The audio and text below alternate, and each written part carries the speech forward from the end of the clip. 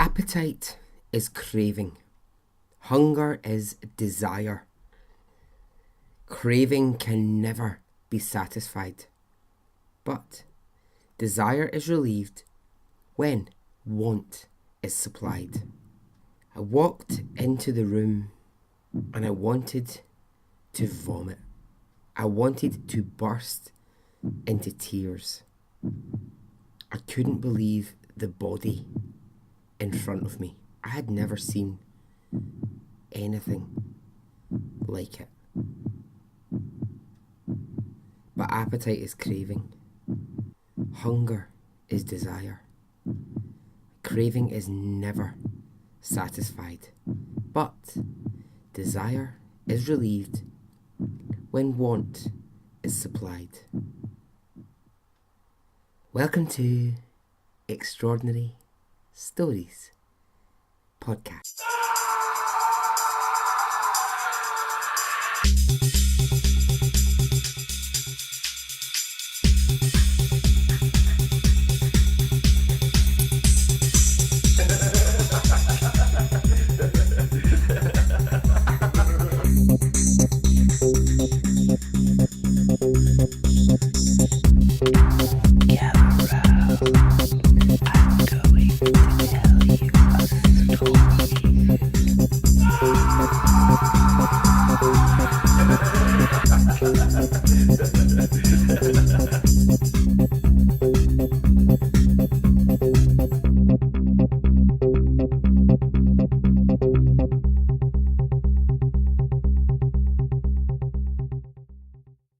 Hey, how are you? Are you well? Are you good? I am. Here we are again. Another Extraordinary Stories episode. So, what's going on with you? What's going down in your world right now? Are you in a good place right now to hear a truly crazy story? Thank you if you got in touch with me about the midweek episode, the Daisy and Violet, the twins story. Seemed to have a real effect on people, that story, which is lovely. I just didn't expect it to have quite such an effect. People felt really passionate about it, which I love. I absolutely 100% love that. But yeah, it was great. Great reaction. Okay, I'm going to do a couple of quick shout-outs and then onwards with a truly mental story. Okay, first shout out goes to Knock the Wrong House, which is just an iTunes name. So Knock the Wrong House left me a lovely review on iTunes. Now, just to explain, believe me, I'm no narcissist. I don't sit and go through bloody iTunes reviews. I don't do that. But if you have a podcast, what happens is, if you're part of iTunes, they send you a summary every month of your reviews. So you get a sort of email that goes like, here's your 45 reviews from this month. And you can get to them. You can choose whether you want to look at those reviews or not. Maybe they're good, maybe they're bad. You can choose whether to look at them. I usually just quickly scan through them. But this one really caught my eye. So from Knock the House Down, there was a really nice review that was like, the podcast is great. I really love the variety of stories. You kind of never know what you're going to get. Really nice review. And then there was a PS at the bottom that said, PS, he's quite shocking sometimes. Loved that. I was like, yes, I quite enjoy the word shocking. So I was into that. So thanks for that review. Thanks for anyone who takes the time and bothers their arse to go on and leave me a review. iTunes review really help me. They really help the podcast. But I understand not everyone listens through iTunes. I get that. Some of you guys are Podbean, you're Spotify, you're whatever. In those places, it's less easy to do that. But if you are on iTunes leaving a review, know that I fucking appreciate it. Okay? Next, and I'm going to get the surname wrong because I think it might be Welsh. Butch Llewellyn. That's the best I can do, Butch. I'm sorry. But hello, thank you for joining the Facebook group. Nice to have you there, but I think I've probably said your surname wrong. But Butch, hello. Okay, and the last is, well, it's actually a family shout out. I've written this list of names down. I feel like I'm a bit on, what's that old TV programme? Family Fortunes. I don't know what it gets called in other countries. I think it's like Family Wars or something. Oh no, Family Feud or something it gets called in other places where it's like a family. So, it's a hello to Michelle Abercrombie, Tara Abercrombie, George Abercrombie, and Jason Abercrombie. Yeah, definitely feels like I'm on some sort of game show. So thank you, all 4 of you, for listening to the podcast. Yeah, great. So let's get on with the story. I'm going to use the word wowzers. Wowzers. But although I'm sounding jovial, please do know this story contains some very distressing descriptions, so be warned. The woman I'm going to tell you about in this episode is just another level of insane. It's horrific what she did to people, and it's not right in any way. But she was a doctor, and we all trust doctors, right? We give our trust over to a doctor because we think, well, they know what they're doing. Did Dr. Hazard know what she was doing? Let's find out. Are you ready? Okay, let's go.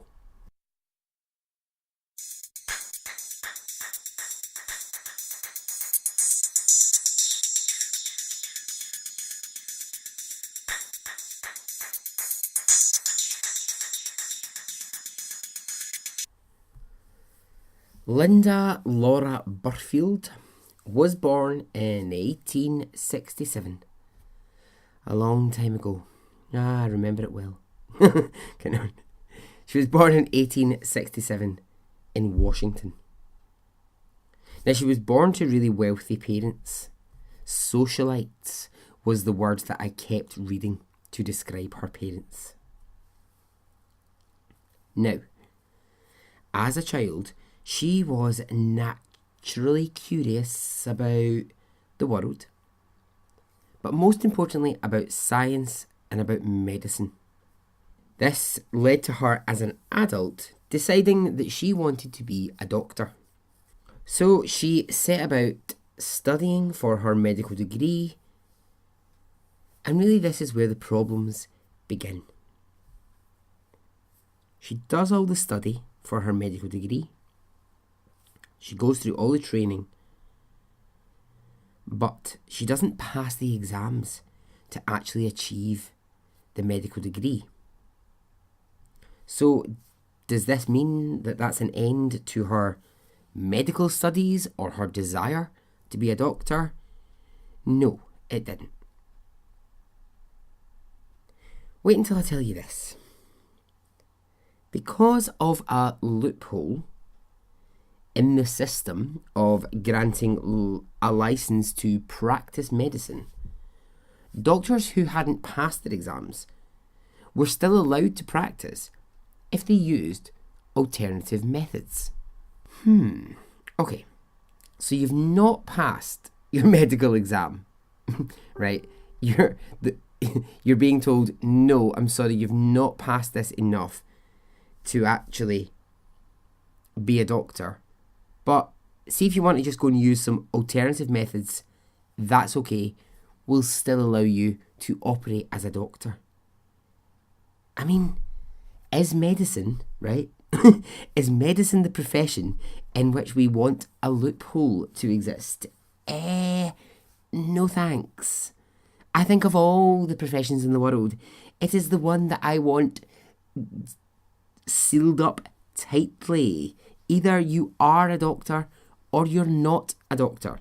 Either you understand medication or you don't.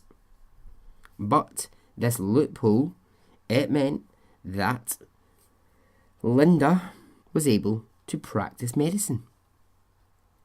Now, she was a big believer in approaching disease and illness with non-conventional cures. And these, non-conventional cures are what would make her become one of the most deadly doctors we have ever known.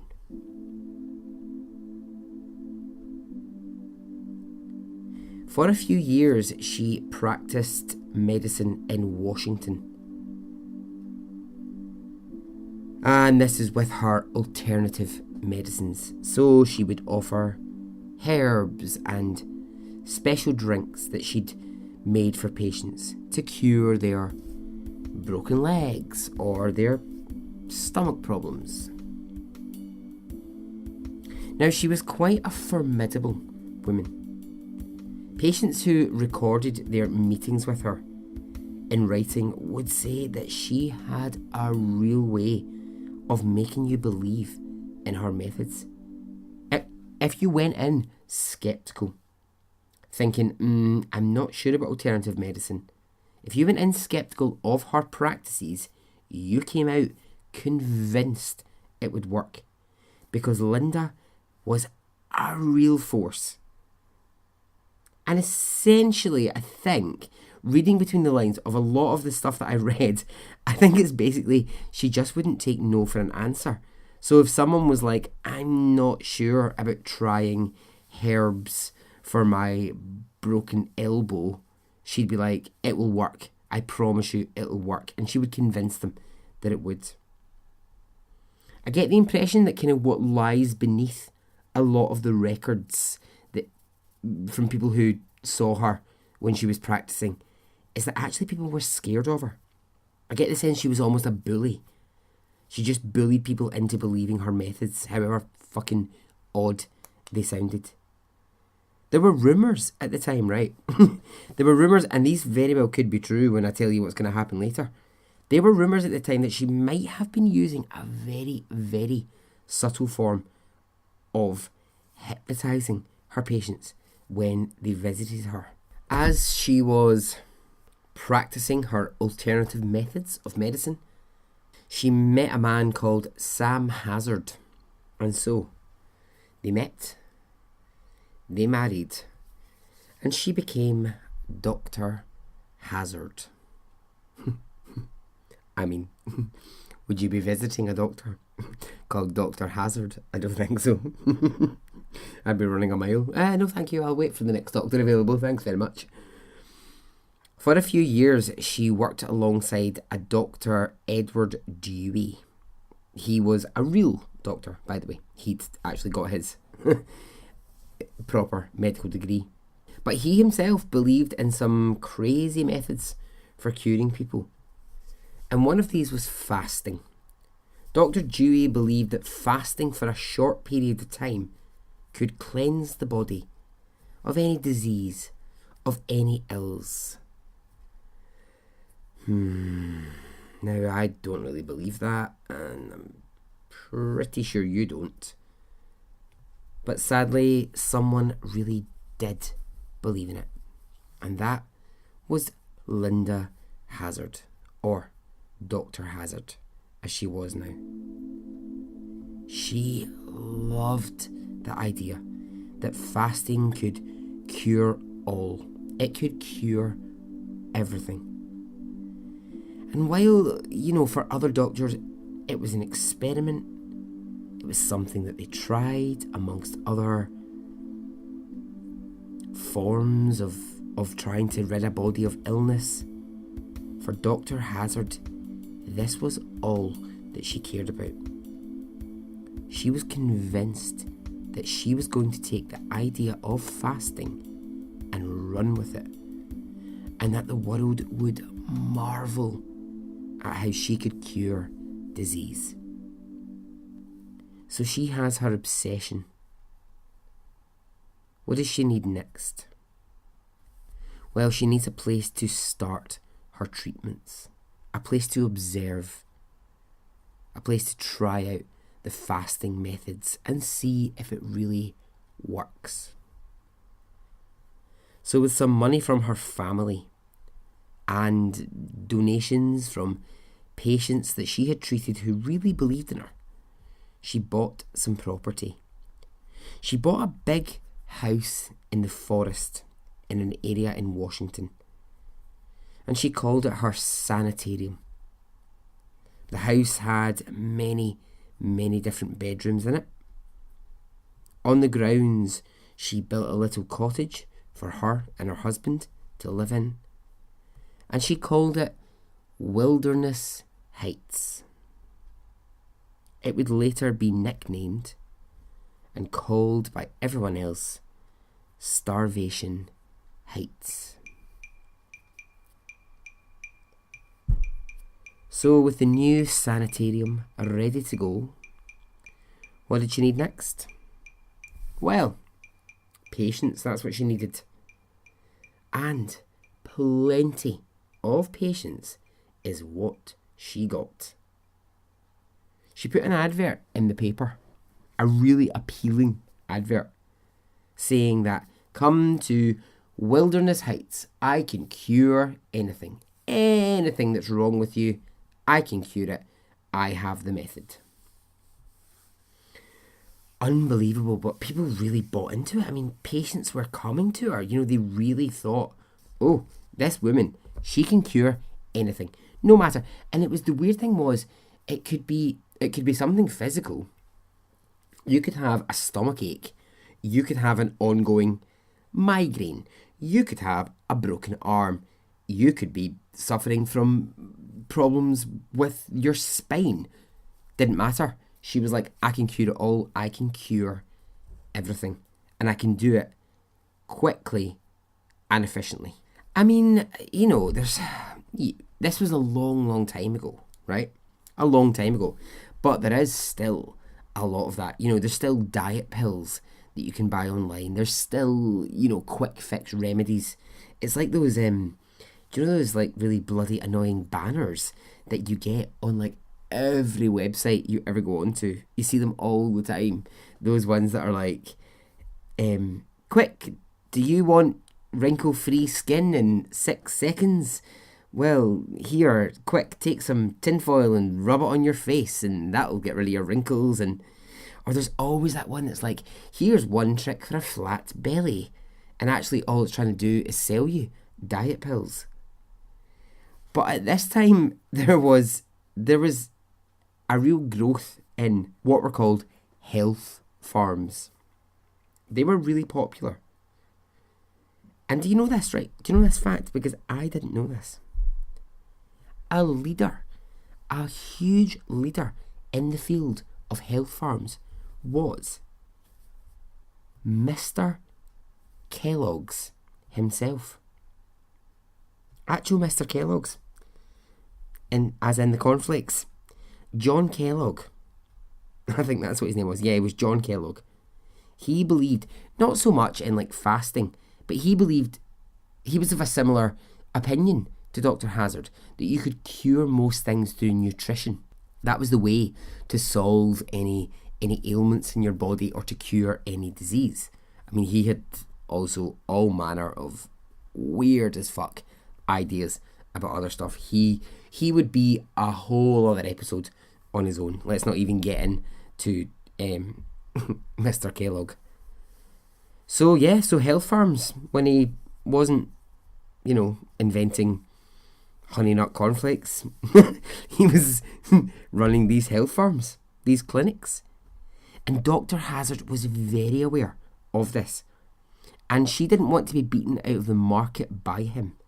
So she advertised herself far and wide, saying, I can cure any disease. So in the beginning, right, what was coming was she was getting a lot of her patients that she'd previously treated.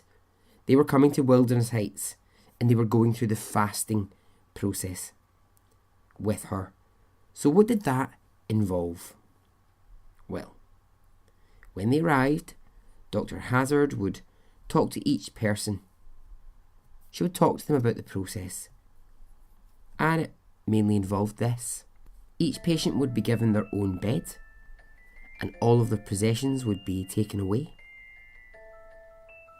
They were then to undergo the fasting process, which meant that their food intake was reduced to almost nothing. And when I say nothing, I mean it.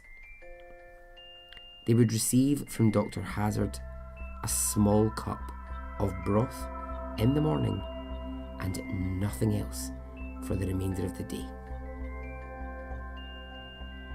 When I say small cup, visualise like a small, dainty teacup.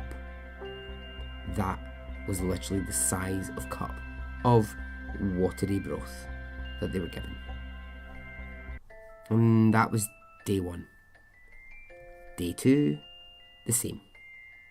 A teacup size of watery broth in the morning and nothing else for the day. If by the 3rd day the patients were having pains in their stomach or headaches due to lack of food, she told them, this is the fasting process working. This is it working on you. This would go on for weeks. This witch of a woman. Fuck me. Occasionally, if someone was complaining of severe hunger, she would give them a slice, just a slice, of orange. Now, remember again what I said about her earlier on. Dr. Hazard was not the kind of woman that you took to task. She was strong-minded. She was aggressive. She would ban any family members ever coming to visit anyone in her Wilderness Heights sanitarium. And no fucking wonder she did. If you went in there, right, if you walked in there and you saw your family member who had come here a week ago and they're lying in a bed and they're weak as anything, having not eaten anything for days, you would rip them straight out of there. That's why she banned them. She banned families from visiting. But the other thing that Dr. Hazard had working in her favour, and she knew this, was the fact that the lack of food that she was providing them with, it was making her patients so weak. They were just too weak to put up any fight towards her. And this makes me so mad. It makes me so angry. But actually, they would then end up feeling grateful to her for the tiny cup of broth that she would provide. That little saucerful of broth in 24 hours was all they'd get, and they would be so grateful for it. So this continued, and it continued, and it continued, and at no point, of course, at no point did she cure anyone of their cancer, or their depression, or their fucking broken bones. She was just getting them to that weak point. But weak enough to still be alive, and then she would kick them out, taking from them a huge payment. And she would go on to the next set of patients coming through the door. During this time, she wrote a book which was published, and the book was about the science behind fasting. Who in the hell is publishing that? Anyway, it was published. Now, there was some alarm in the medical community that perhaps what was happening at Wilderness Heights wasn't right, but no one really stepped in to deal with it, and she was allowed to continue. It became one of those like, oh, have you heard what's happening over there? Oh, it's very strange. Oh, she's taking all these people in and she's making them fast. Oh, we're hearing terrible stories, but nobody actually was stepping in and dealing with it. We're going to zero in on 2 different cases that Dr. Hazard dealt with. Firstly, Errol Erdman. Okay, Errol was a civil engineer from Seattle, and he had some minor health complaints. Well, I say minor, but his breathing wasn't great, and often he felt dizzy. He'd been to doctors, but he didn't feel he was really getting any correct treatment. So in his body, he had the odd ache and pain here and there. He was sort of in his 40s, okay? Now, he saw the advert for Wilderness Heights, and he heard about the fasting process, and he wanted to see if it would work for him. So he wrote a letter to Dr. Hazard, and she, of course, convinced him in her reply that anything that was wrong with him, she could fix. She would transform his health. Now, he wasn't an overweight guy, but he wasn't a small guy either. He was a sort of medium build. So through letters, they agree he's going to come and visit Wilderness Heights, and the treatment begins. During his time there, he kept a diary of the process and of the food that he was given. And here are just some of the bits of it. He writes, February 1st. Saw Dr. Hazard and I began my treatment. No breakfast. I had mashed soup for dinner. February 5th through to February 7th. I had 1 orange for breakfast and mashed soup for dinner. February 8th, I had 1 orange for breakfast. February 9th, 1 orange for breakfast. And so this continues for the next 12 days. The food amounts that he is getting are tiny. And he starts to write in his diary, I haven't slept for 2 days. My head is dizzy. Can't get out of bed. I'm too weak. February 14th, he's now been here for 2 weeks. 1 cup of strained tomato broth at 6 p.m. 2 days later, February 16th, I managed to crawl out of bed to the bathroom and I saw a mirror for the first time in 2 weeks. My eyes have yellow and red streaks through them. February 23rd, now he's been here now for 22 days. I slept a little last night and I ate 2 small oranges at 9 a.m. February 24th, frontal headache. I have been given 1 small orange in the past 24 hours. Then he writes, Dr. Hazard checked me over today. My heart hit up to 95 a minute and my sweat is considerable. I have severe pain below my ribs. So if we stop here at the end of February, this continued for Errol for another full month until the end of March. It's at this point that Dr. Hazard realises he's been under her care for 2 months and he's going to have to leave Wilderness Heights and go to a hospital.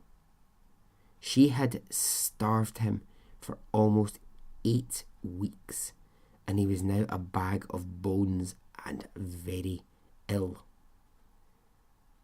He was moved to the nearest hospital by Dr. Hazard and her husband, where in the hospital they diagnosed him with severe malnutrition and they decided they were going to have to give him a blood transfusion.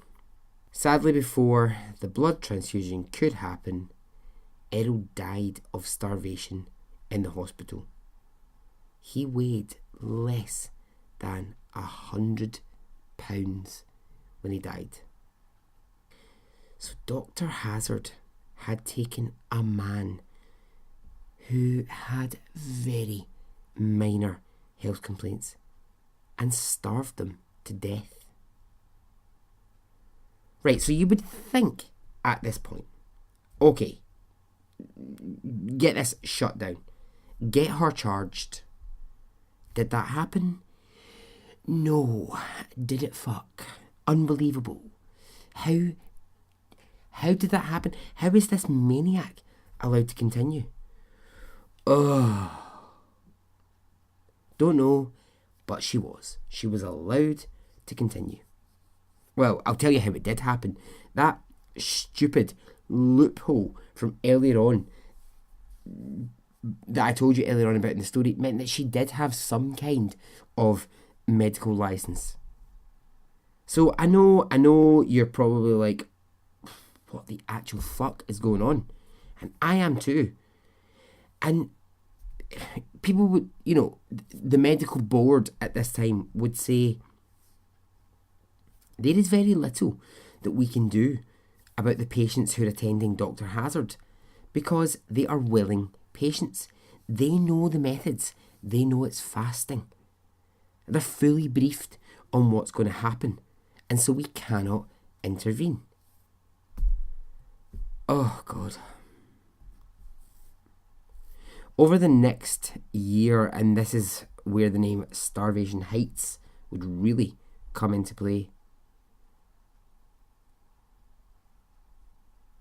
hunters or just general people who were out walking around in the forest near Dr. Hazard's crazy fucking clinic, they would come back into the town with stories of seeing the most emaciated figures walking around the forest like ghosts, weak and dragging their skinny bodies.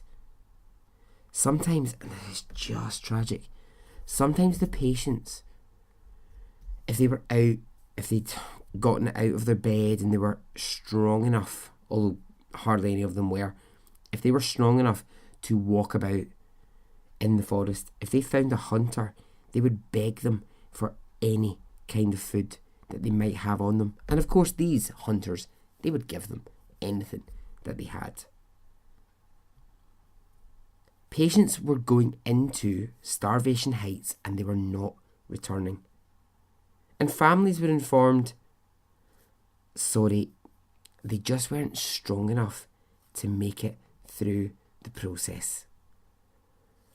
Oh, but get this, it's fine, because Dr. Hazard, Linda, she was dealing with the remains, the dead bodies. She was burying them on the ground, and then she would plant a tree for each dead body. Whoop-de-fucking-do. A tree. A fucking tree. Seriously. Are you having a laugh? Are you kidding me on? It's the fucking least that you can do. Now the next case, it's rough, and it's the one that is most commonly talked about in relation to Dr. Hazard and her crazy business at Wilderness Heights. Two sisters named Claire and Dora Williamson. They were wealthy British women and they were visiting Australia. They had come from England and they were travelling. They were from a family of great wealth. Now, both sisters, it is said, were slight hypochondriacs. They liked to visit the doctor often over the most trivial small thing. You know the kind of thing I mean, you know the kind of person I mean. Oh, I've got a sore eyebrow. I really must see a doctor. That kind of thing. So in Australia, They see this shiny newspaper advert for Wilderness Heights, and they think that sounds right up our street. So they begin corresponding with Linda Hazard. Now, the doctor is, of course, thrilled that two British women want to travel from Australia to undertake her fasting. And I'll tell you why. As if bringing people in and starving them to death wasn't horrific enough. The other part of this, for Dr. Hazard, was money. You see, Dr. Hazard and her husband had worked out that if they could attract some wealthy patients, what they could do is they could make those patients so weak and so unable to be able to process anything properly, so weak they were unable to walk. That meant they could steal from them quite easily. The idea was, basically, that get people into the weakest position that they can be, physically not able to get themselves out of a bed, and then get these people to sign their assets over to the Hazards. Oh, these two. How they getting away with this is just unbelievable. It's unbelievable that they're getting away with this.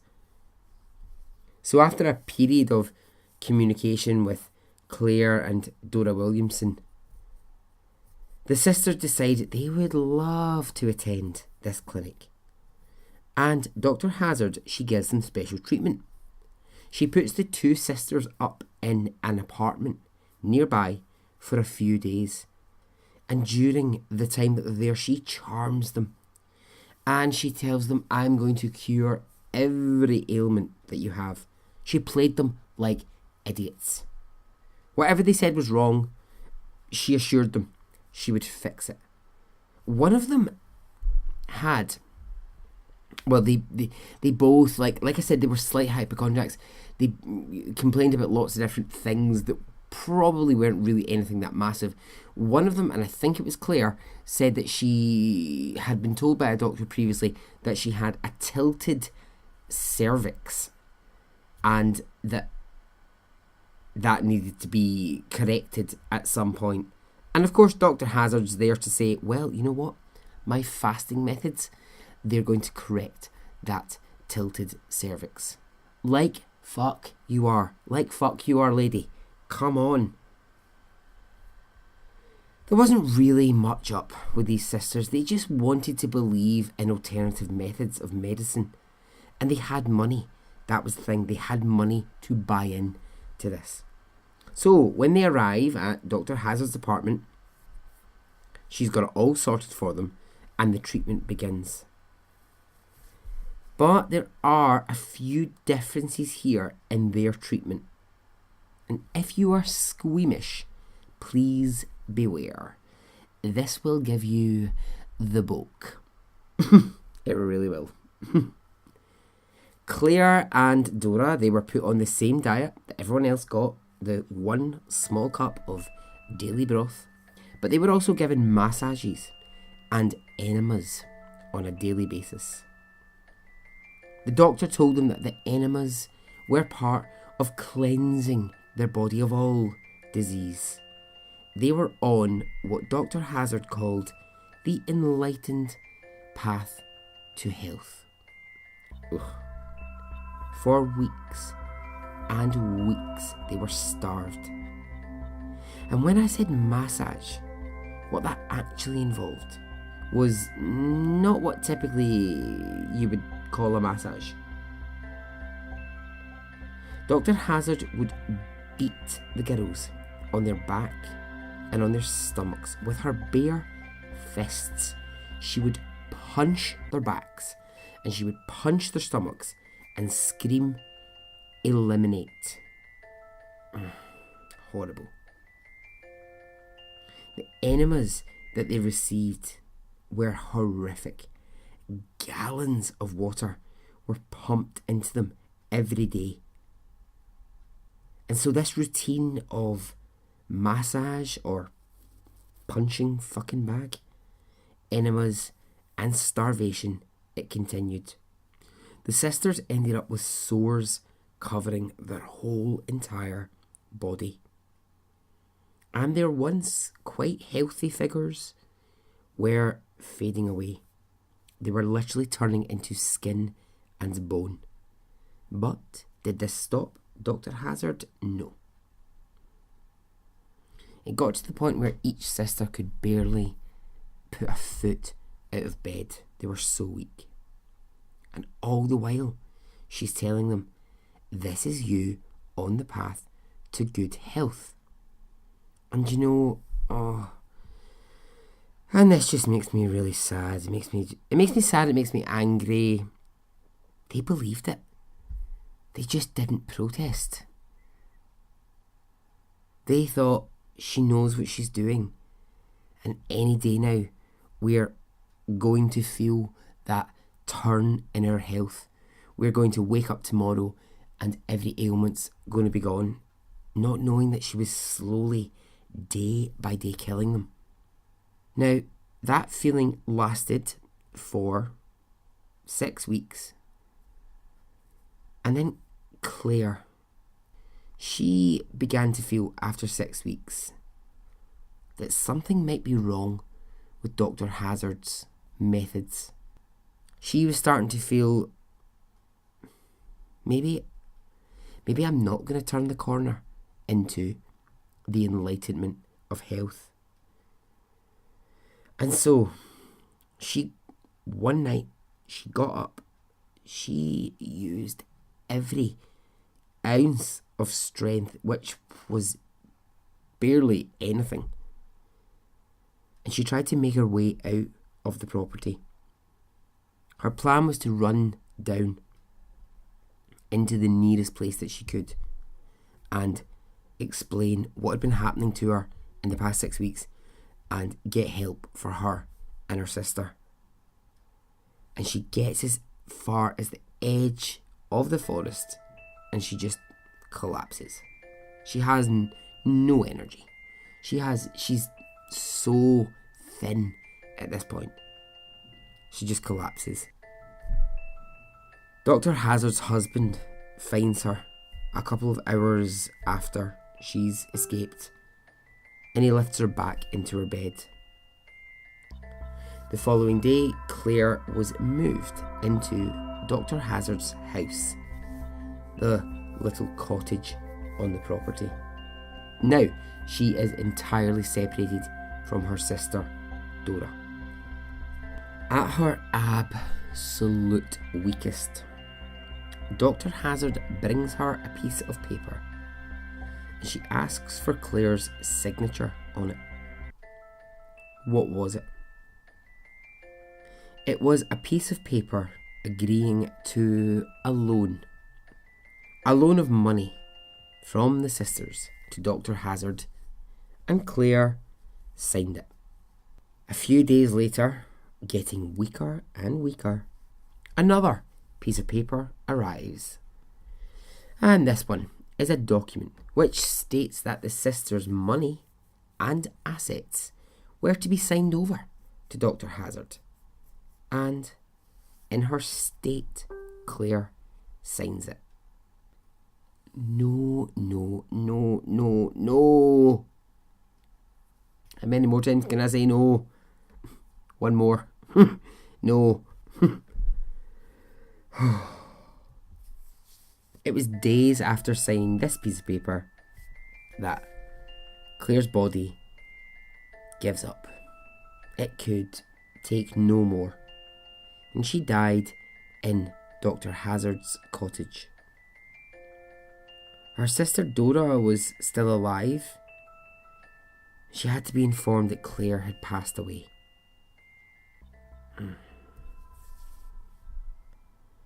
Now, I love it in a story when an odd thing happens. A weird coincidence. A weird moment of fate or life or I don't know. Just something strange occurs. And something very strange is going to occur here. A nurse who used to know Claire and Dora from back in Australia, by complete coincidence, is visiting the local area, and she starts to hear about Starvation Heights. And then one night, in a bar, someone says to her, "Oh yeah, these two sisters went up to Starvation Heights a couple of months ago." And the nurse starts to question, who were they? And she finds out that their names were Claire and Dora, and her blood runs cold. Now it's just such bizarre coincidence. She hadn't seen them in years. They were in Australia at one point. She is Australian. She was there at one point. These people had not seen each other for years, and they just happened to be in this small place at the same time where the two sisters were, and this nurse is just passing through. When she heard that they were in this place called Starvation Heights, she went straight there. Immediately she's met by Dr. Hazard, who tells her that unfortunately Claire has passed away, and Dora, well, she's gone insane. Now, the nurse, who knew the girls when they were fit and healthy, she says, "Can I see Dora?" And she's utterly stunned when she does. She walks into the room and she recalls that she nearly vomited everywhere. She wanted to cry her eyes out. The Dora that she had known, who was fit and healthy, was now a pile of bones weighing 75 pounds. The nurse recalls that when she put her hand under, onto her stomach, below her ribs, she could feel Dora's spine. She says Dora's lips had become so withered and so small, she couldn't close them over her teeth. Just imagine if you had known someone to be fit and healthy and you saw them look like that. Or if you saw anyone look like that, fuck me. So the nurse says to Dora, "Right, okay, we've lost Claire in this, but we can save you. We have to go." Unbelievably, Dora says no. She says the treatment is working and it will only be a matter of days until I feel the enlightenment of health. And the nurse is like despairing at this point. She's like, "Oh, I need to get her out of here." She's so brainwashed into thinking that health is around the corner through this process and I need to get her out of here. So the nurse goes to Dr. Hazard and she says, "Look, you have got to get Dora to a hospital now. She is days away from death." And the doctor says no. It's her choice to be here. She has made her decision. So the nurse says, "Fine, I'll go. I'll get a lawyer and I'll get her removed." They've got money, so I'll use the money they've got and I'll get her out of here. And of course the doctor says, "Ah well, here's the thing. I'm now in charge of their money, so you'll not be accessing any of it." Fuck. Panicked and really scared, the nurse leaves. She calls Claire and Dora's family in England and she explains what's happened. Obviously they are devastated that one of their daughters is dead and they cannot believe what they're hearing. And she asks them to transfer $1,000. She goes back to Dr. Hazard and she says, if I give you this $1,000, can I please take Dora out of this situation? And the doctor agrees because she wants that money. Dora gets taken from Wilderness Heights and she's taken for treatment. There are at this time no other patients at Wilderness Heights, and there never would be again, because the death of Claire is the one thing that finally forces police to do something. They arrest Dr. Hazard at long fucking last, and they charge her with first-degree murder for willfully starving a person to death. In a court case, right, she tries to use the but they knew the process defense, but that doesn't work. She then tries to use the I'm a woman and you just don't think women can be doctors defense, and it doesn't work. I mean, pipe down, yep, not job. Dr. Linda Hazard is found guilty of first-degree murder and she's sentenced to 2 years hard labour. 2 years? Not enough time. What's that about? 2 years? That's pish. That's utter pish. Starvation Heights is closed down. After 2 years, she is released from prison. She's told that she has to leave the USA. And she does so, but she actually comes back really quickly.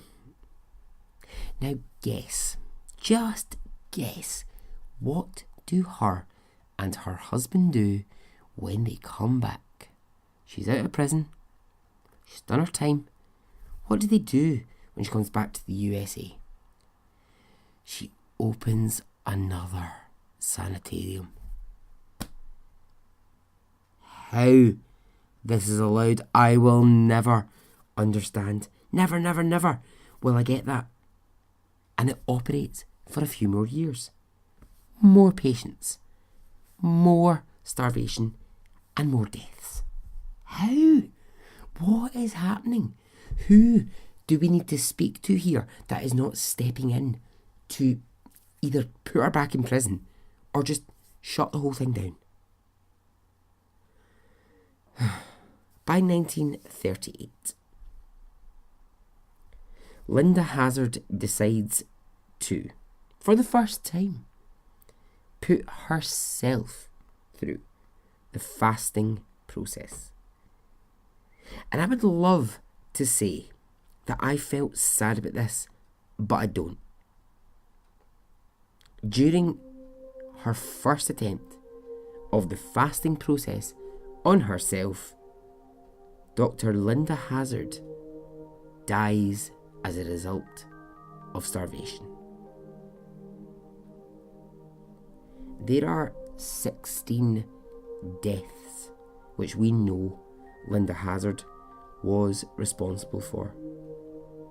But there are so many more that we will never know about. And so ends the story of Dr. Hazard.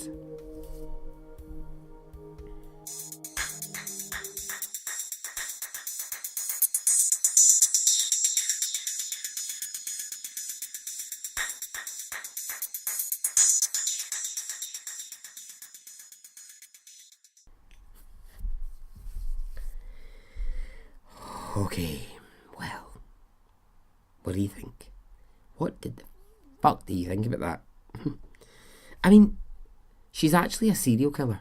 If you really look at it, she's not a serial killer in the sense of, you know, she's not a Ted Bundy that went out and went, oh, I'm going to kill lots of girls who've got brown hair that parts in the middle. But she actually is. Death upon death upon death. I mean, we think we know all serial killers. We listen to true crime, and you know your Gacy's, you know your Bundys, you know your H.H. Holmes. But every now and then, someone else presents themselves.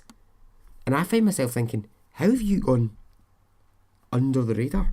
Why did I not know about you? Well, I'm both glad and sad that I've come to learn of a woman who had the most extreme and, quite frankly, ridiculous life and career. How she got away with all that, I don't know. Anyway, that's Dr. Hazard. So, if the next time you're at the doctor, they say, Dr. Hazard will see you now, she may be a relative of Linda Hazard. Run in the opposite direction. Now, do you know the weird thing about this is, I am not against alternative medicines and methods.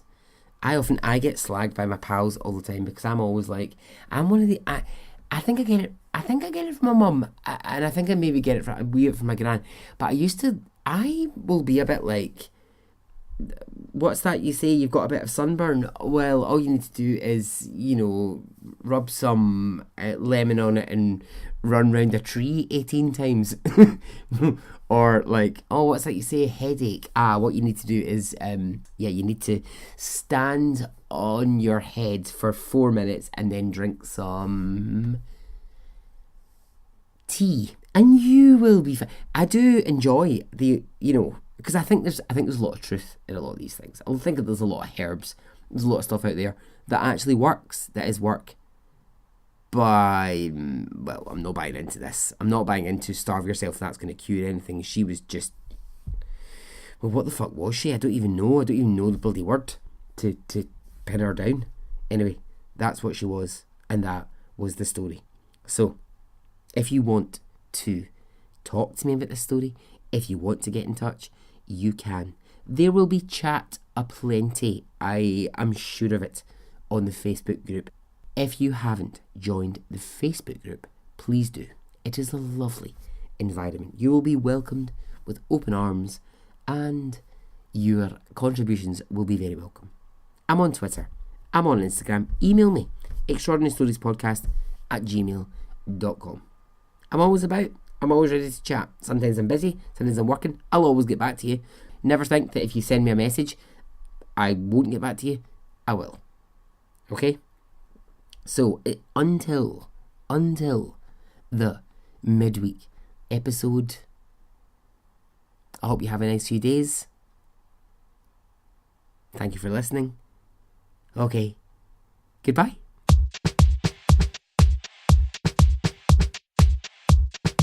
It didn't affect me really one way or the other.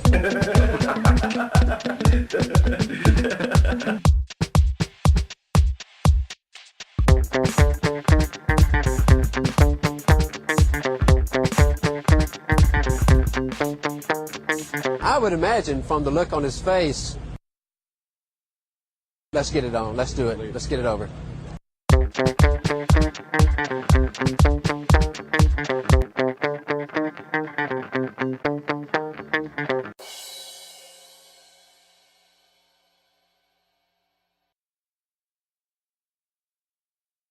Let's get it on, let's do it, let's get it over.